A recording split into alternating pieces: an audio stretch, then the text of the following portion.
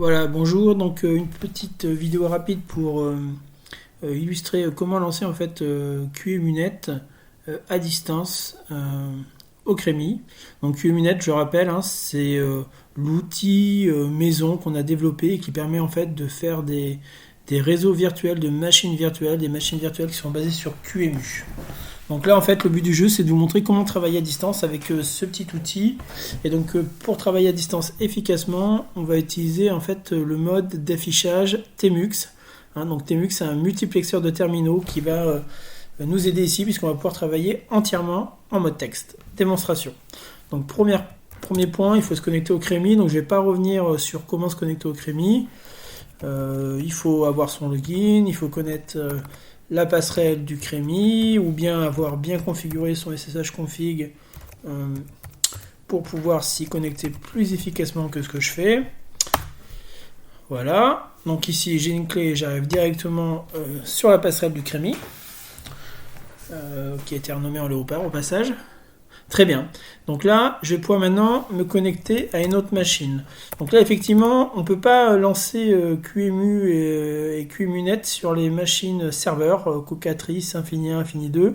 Il faut lancer ça sur une machine typiquement qu'on trouve dans une salle de TP. Donc là, il va falloir aller regarder cette page-là. C'est expliqué sur l'intranet du Crémy, vous retrouverez le lien dans la documentation. C'est la page qui permet de faire le Wake on LAN, donc c'est-à-dire le réveil en fait des machines à distance. Donc ici, je vais prendre la machine Miro. Alors je peux vérifier avec un petit ping qu'elle est vivante. Ben oui, mais je peux pas lancer ping sur la passerelle, c'est normal. Donc on va faire simplement SSH Miro et puis coup de chance, on peut s'y connecter. Très bien. Donc à partir de là, je vais lancer QEmunet. Donc QEmunet, il est déjà installé en fait au Crémy dans le répertoire NetAnse QEmunet. Et donc je lance le script QEmunet.sh. Et donc traditionnellement, on le lançait de la manière suivante. Donc par exemple pour lancer la démo classique d'un réseau virtuel de type LAN avec 4 machines virtuelles connectées avec un switch, on tapait la commande suivante. QEmunet démo lan.tgz. Donc là on avait en fait Là on avait un affichage en fait de la forme xterm et on lançait en fait la session QEmunet avec un LAN déjà configuré. Donc là ce qu'on va faire, on va changer un petit peu les règles du jeu. On va lui dire je veux pas un affichage type xterm mais un affichage de type tmux. Et puis on va lancer la commande en background. C'est parti. Voilà, et donc là, les machines se sont lancées, ou sont plutôt en cours de lancement, elles ont été capturées dans une session Tmux, et vous voyez là, on vous dit, pour vous attacher à la session Tmux en cours, tapez Tmux A. Alors Tmux, en fait, il y a un serveur qui fonctionne avec des sessions, donc là, il y a une session QEmunet qui a dû être créée, et si je fais Tmux ls, je vais voir en fait qu'effectivement, il y a une session qui s'appelle QEmunet qui contient 6 fenêtres. Donc je vais taper la commande Tmux A pour m'attacher à cette session, et voilà ce que je vois.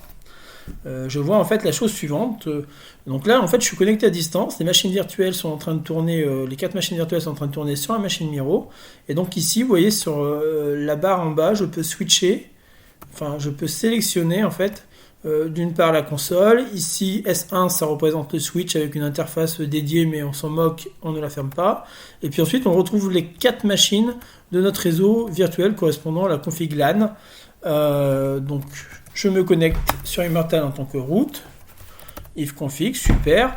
Là, je suis 192.68.01 et puis, par exemple, j'allais faire un ping de la machine 192.168.0.4, donc ça doit être une des autres. Voilà, qui répond. Donc là, je suis confiné dans mon LAN. Alors, maintenant, si je veux partir, j'ai plusieurs raccourcis. Je peux faire CTRL-B, D, CTRL-B, D pour détacher. Donc il y a toute une liste de raccourcis Tmux. Alors vous noterez que quand je fais ça, la session Tmux, elle n'est pas perdue en fait. Elle est encore en train de tourner. Et mon ping là, il est en train de tourner. Donc ici, si je me déconnecte, en fait, le ping est toujours en train de tourner sur Miro. Et si je reviens, je peux à nouveau me réattacher en fait à ma session. Vous voyez qu'elle est encore en train de tourner. Si je veux maintenant définitivement me déconnecter de la session Tmux, et bien, ce que je vais faire, c'est CTRL B, X. Et voilà. Donc là, je suis dans Tmux LS, il n'y a plus personne. Je peux me déconnecter de SSH 2 fois. Je reviens sur ma machine et c'est terminé. J'avais dit rapide, c'est rapide.